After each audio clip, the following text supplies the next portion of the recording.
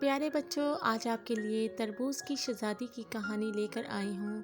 یقیناً آپ کو اچھی لگے گی، تو اپنی کہانی کو اسٹارٹ کرتے ہیں۔ ایک دور کی بات ہے، جنگل میں ایک خوبصورت چھوٹی سی شہزادی رہتی تھی جس کا نام تربوزہ تھا۔ تربوزہ خوبصورتی، رنگینی اور میٹھے پن سے بھری ہوتی تھی۔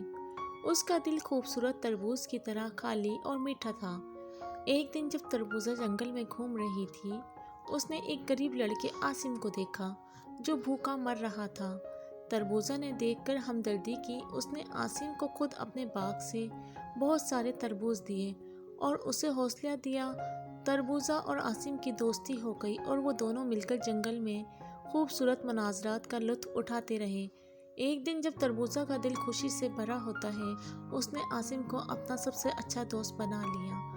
تربوزہ نے عاصم کو دیکھ کر یہ سیکھا کہ دوسروں کی مدد کرنا اور ان کو خوش رکھنا ہمیشہ کل کی خوبصورتیاں لے کر آتا ہے۔